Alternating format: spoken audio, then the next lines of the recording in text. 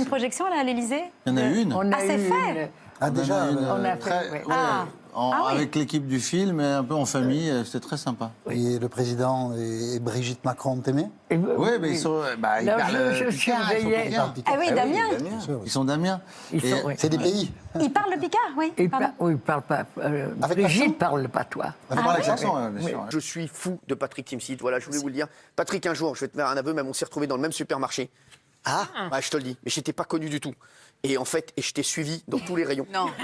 Et j'ai voulu voir tout ce que t'achetais.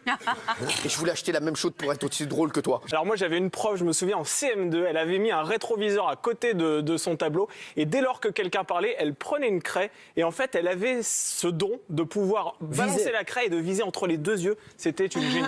Vous ne vous attendiez pas à ce que votre tenue soit au centre du débat, mais quand vous aviez choisi cette tenue, vous y aviez pensé? Vous vous êtes dit, oh, puis je m'en fous, ou même pas? Mais même pas, parce que moi, c'est pas un sujet. Enfin, je porte les vêtements que j'ai envie de porter. Je pense que vous aussi, homme ou femme, et on n'a pas à se poser cette question. Et c'est quand même inouï qu'en 2018, une femme continue à être jugée par rapport à la tenue qu'elle porte, plutôt que par rapport aux propos qu'elle tient. Bienvenue dans Enquête exclusive. Ce soir, mariage, divorce et surtout, pension alimentaire. Des millions s'envolent, jamais retrouvés, plongés au cœur de la vie de Benjamin Castaldi. On ne peut pas dire ça quand même. On s'habille en fonction du lieu où on va. Quand on va à un enterrement, on réfléchit comment on s'habille. De la même manière, quand on va à la télévision, je sais pas, moi j'aime pas en t-shirt par exemple, c'est pas tout à fait vrai tout de même. Et la manière dont on s'habille, pour une femme comme pour un homme, peut être un parasite par rapport au discours, aux propos que l'on tient. On ne peut pas nier ça quand même. Et oui, peut-être que votre tenue, pour le dire clairement, n'est pas très adaptée à une prise de parole politique un peu...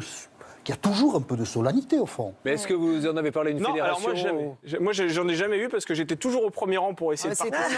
En revanche, c'est déjà arrivé à beaucoup de mes amis. Vous ne vous habilleriez pas comme ça à l'Assemblée nationale? Probablement pas, parce que c'est donc c'est bien la preuve parce qu'on que ne c'est peut des pas s'habiller comme on circonstances. veut. Bah si, je m'habille comme je veux. Non, mais et je réclame. Est-ce que vous habilleriez comme ça à l'Assemblée? Et je réclame surtout que les femmes aient le droit de s'habiller comme elles veulent. Qu'elles soient députées, qu'elles soient salariées du privé, du public, fonctionnaires, retraitées, peu importe. Elles s'habillent comme elles l'entendent.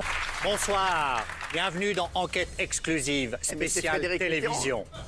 Combien coûte un programme? Quels sont les animateurs qui gagnent le plus?